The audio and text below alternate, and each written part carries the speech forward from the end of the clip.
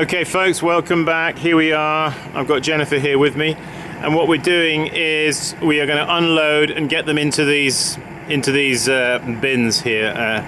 All right, so let's do it. Let's do it. Okay.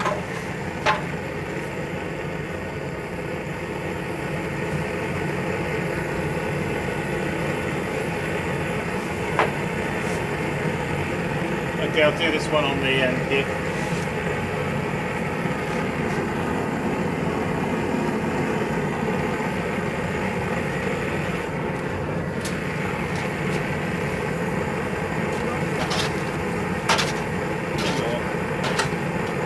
Okay, lid. Okay, just take it.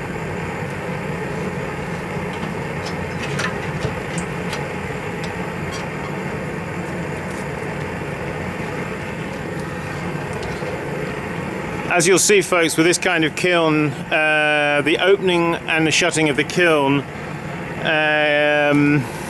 happens quite quickly, and the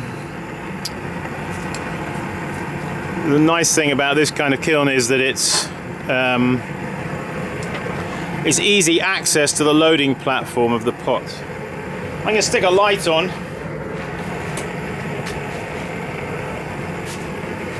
Okay, this is the close one here. Oh, wait, you got one stuck on the bottom, on the lid. Okay, deal with that one. Okay. Put a bit more in there. What's happened? Stuck there.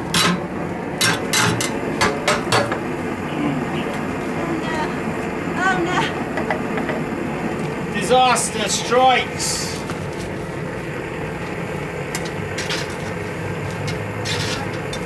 Disaster strikes. We're going to move these bins. Okay folks, so you saw what happened there. We've already hit a disaster, and that is what we want to try to avoid, and that is as I opened the lid, I must have just touched one of the pots, which caused it to lift up, and then it fell down and stuck against another one, and now it's lying upside down on the shelf. I need to keep practicing.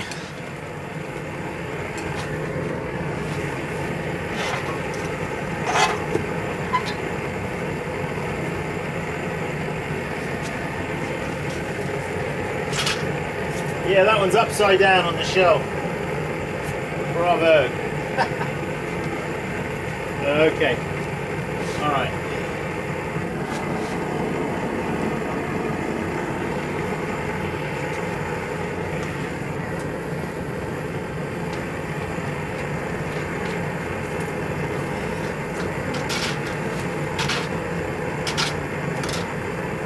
Good.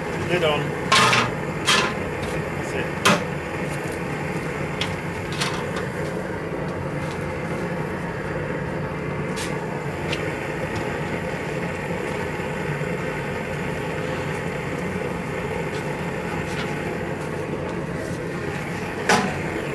So one of the nice things about this kiln is that because of the design of the kiln, sort of like a top hat, as it were, to the lower half, a lot of the heat is retained in the top, in the lid, which is that shape as you see. So a lot of the heat is retained in there instead of being lost, which with a usual trash can type kiln it is lost. Nevertheless, between taking the pots out, I usually will just pause it a little bit and leave it with the lid on for another couple of minutes, just to, because heat is lost, and you just want to build that heat back up again. Okay.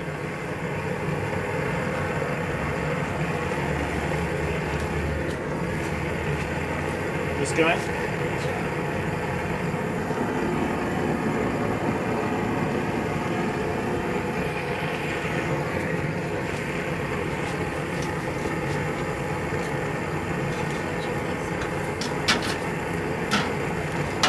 You're good. Lid.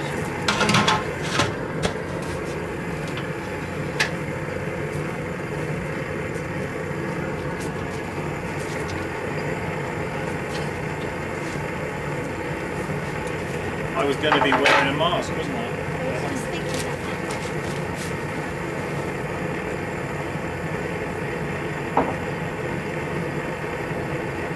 I think it's okay, actually. I don't think anything's coming off of it.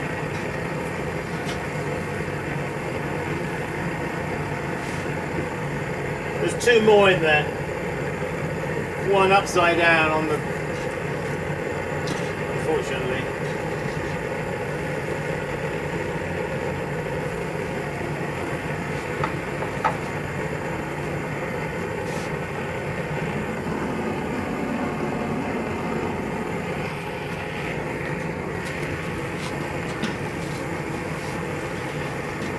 I'm going to make it messy.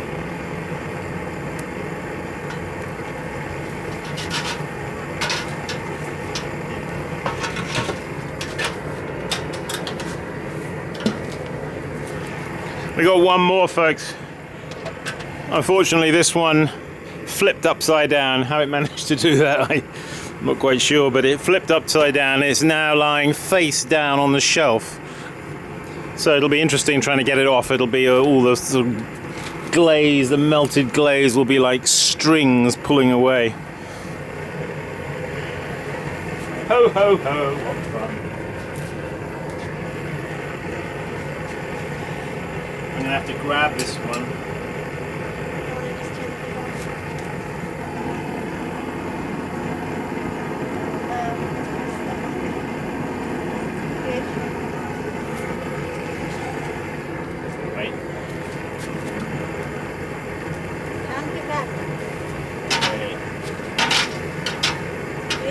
Yeah, okay.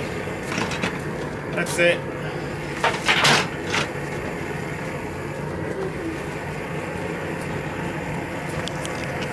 That's it, folks. All the pots are out.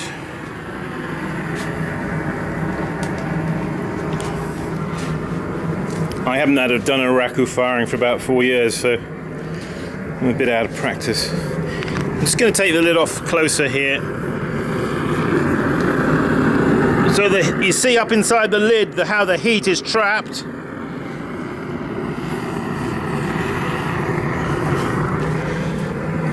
Okay, we can turn it off now.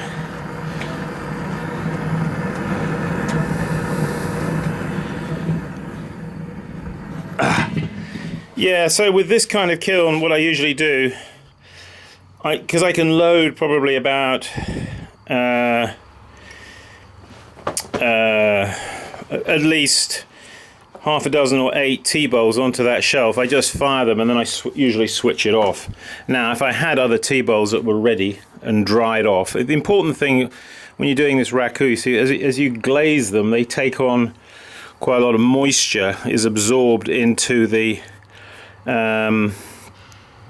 walls of the piece, and it's very important to make sure that that moisture is removed. So they need to be dried off, and I'm not really, having done quite a bit of Raku, I tend not to have them all heating up and I'm putting them in and taking them out and putting more fresh ones in and taking them out. I tend to just fire it and then switch it off.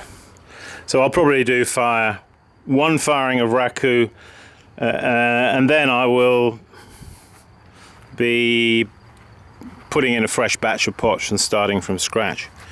The bins are here.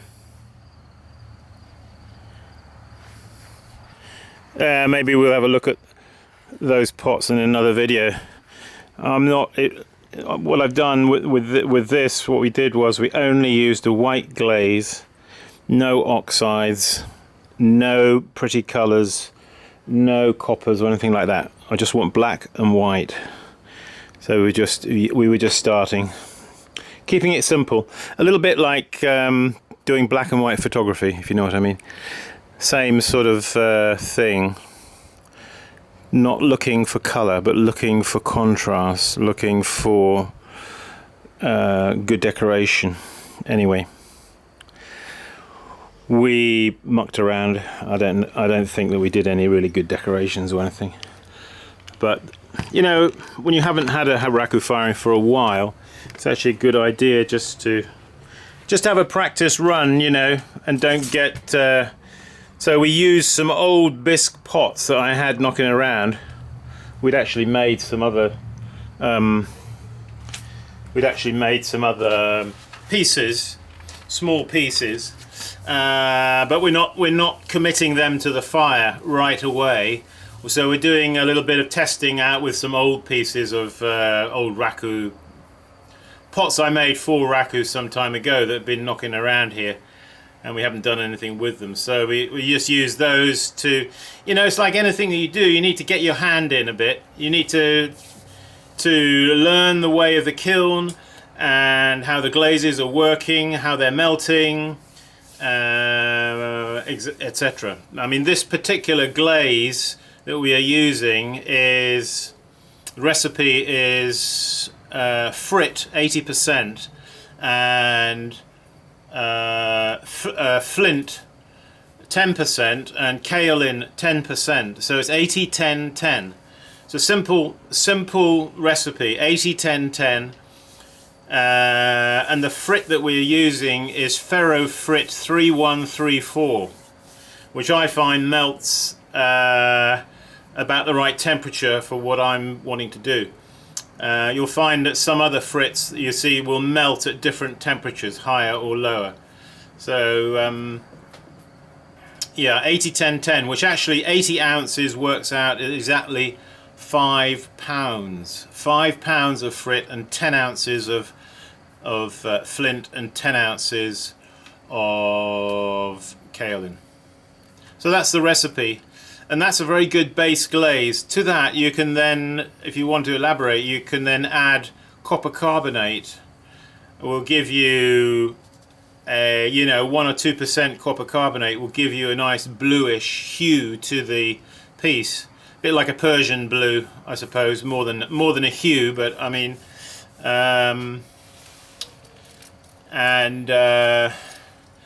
then, I mean, I tend to keep my Raku really simple, to be honest. I know there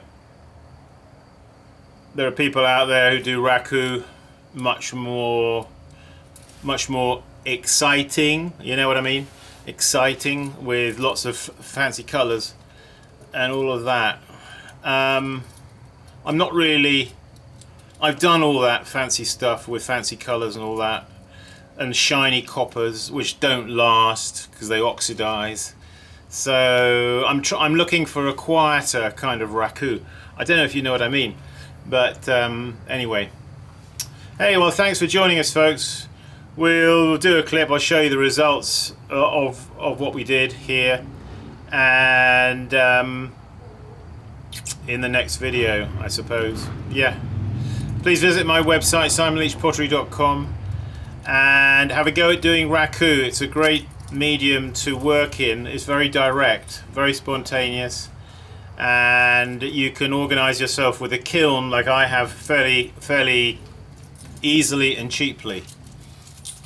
Okay, folks, take care, keep practicing as always, and I will see you in the next video. Bye bye.